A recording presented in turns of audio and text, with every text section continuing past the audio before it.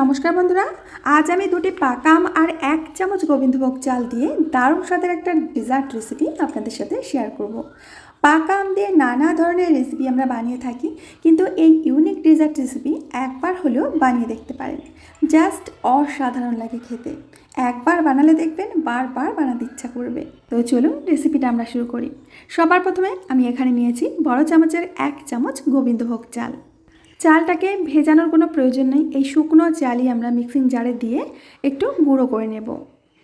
গুঁড়োটা একেবারে মিহি করবেন না, দেখুন এরকম সুজির মতো দানা দানা রাখতে হবে। এই দেখুন, ঠিক এরকম করে গুঁড়োটা করে নেবেন। এবার লাগছে আমাদের পাকা আম। পাকা আমটা অবশ্যই একটু মিষ্টি দেখে নেবেন।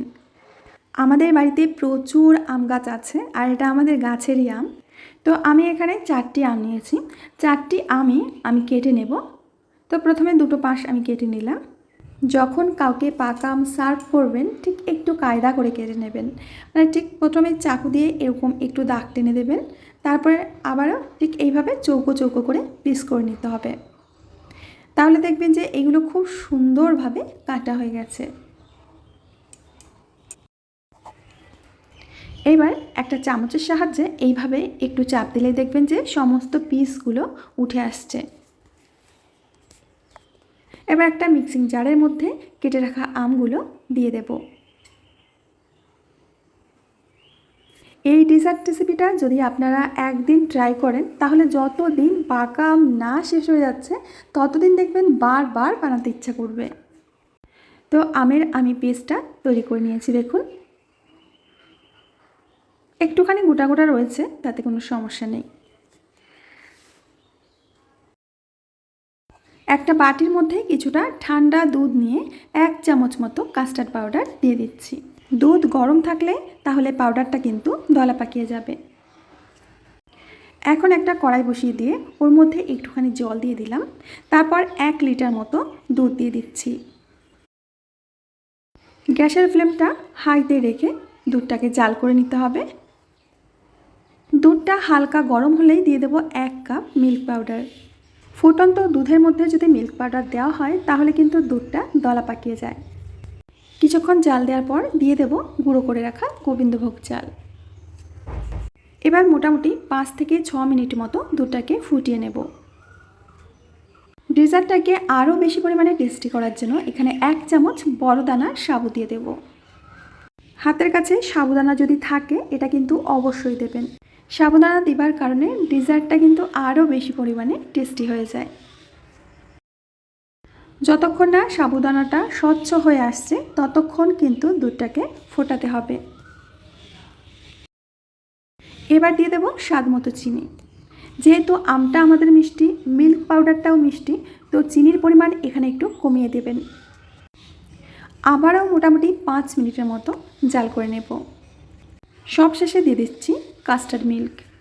কাস্টার্ড মিল্ক দেওয়ার পরে আরও 2 থেকে 3 মিনিট মতো জাল করে নেব। আর ধীরে ধীরে দেখবেন যে ক্ষীরটা ঘন হতে শুরু করেছে। ঠিক যখন এরকম ঘন হয়ে যাবে তখন গ্যাসের আঁচটা বন্ধ করে দিতে হবে। এই ক্ষীরটা কিন্তু ঠান্ডা হলে আরও অনেকটাই ঘন হয়ে যাবে। যাতে তাড়াতাড়ি করে ঠান্ডা হয় আমি এটা এখন ফ্রিজের মধ্যে কিছুক্ষণ রেখে দেব। যতক্ষণ ক্ষীরটা ঠান্ডা হচ্ছে আমরা এদিকে আমের পাল্পটাকে একটু জাল করে নেব। এখানে যদি আপনাদের কষ্ট করতে ইচ্ছা না হয় তো এইভাবেই পাকা আমের পাল্পটা দিয়ে দিতে পারেন, তবে জাল করলে একটা আলাদা রকমের টেস্ট আসে। তাতে পাকা আমের যে কাঁচা কাঁচা গন্ধ এটাও থাকবে না, আর ডেজার্টটাও খেতে দারুণ লাগবে। মোটামুটি দেখবেন যে 3 থেকে 4 মিনিটের মধ্যেই এই ম্যাঙ্গো পাল্পটা অনেকটাই কিন্তু ঘন হয়ে যাবে। এর থেকে বেশি ঘন করার কোনো প্রয়োজন নেই। এখন ঠান্ডা করে নেব। এইদিকে আমাদের ডেজার্টটাও ঠান্ডা হয়ে গেছে, ঠান্ডা হয়ে অনেকটাই ঘন হয়ে গেছে। এখন আমের পাল্পটাকে দিয়ে দিতে হবে। গরম গরম ডেজার্টের মধ্যে পাকা আম কিন্তু কখনোই দেবেন না, তাহলে দুধটা ফেটে যাবে, ডেজার্টটাও খেতে একদমই ভালো লাগবে না। তো খুব ভালো করে আমি আমের পাল্পের সাথে মিশিয়ে নিচ্ছি। খুব ভালো করে মিশিয়ে নেবার পর আপনারা দেখতেই পাচ্ছেন ডেজার্টের ঘনত্বটা একেবারেই পারফেক্ট হয়েছে। এখন অন্য একটা পাত্রের মধ্যে আমি নামিয়ে নিচ্ছি।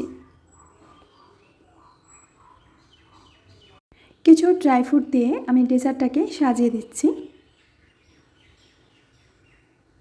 মানে এখানে কাজু বাদাম, আমন্ড বাদাম আর একটুখানি পেস্তা দিয়ে আমি সুন্দর করে সাজিয়ে দিলাম। এবার কিউব করে কেটে রাখা পাকা আমগুলো আমি উপর থেকে দিয়ে দিচ্ছি। এই ডেজার্টটা 30 মিনিট মতো ফ্রিজে রেখে দিয়ে খান। দেখবেন যে প্রত্যেকটা চামচ মুখে দেওয়ার পরই আপনাদের মন প্রাণ সব ঠান্ডা হয়ে যাবে। দেখুন এটা দেখতে কতটা পরিমাণে লোভনীয় হয়েছে। আপনারা বাড়িতে একদিন বানিয়ে দেখুন, আমি কথা দিচ্ছি একদিন বানানোর পর আপনি বারবার বানাতে চাইবেন। তো আমার প্রিয় বন্ধুরা, আশা করছি আজকের রেসিপিটাও আপনাদের অনেক অনেক ভালো লেগেছে। ভালো লাগলে অবশ্যই লাইক, কমেন্ট, শেয়ার করবেন। আমি আজ এখানেই বিদায় নেব। আবার দেখা হবে নতুন রেসিপির সাথে। ততক্ষণের জন্য সবাই ভালো থাকবেন, সুস্থ থাকবেন, সকলকে সুস্থ রাখবেন।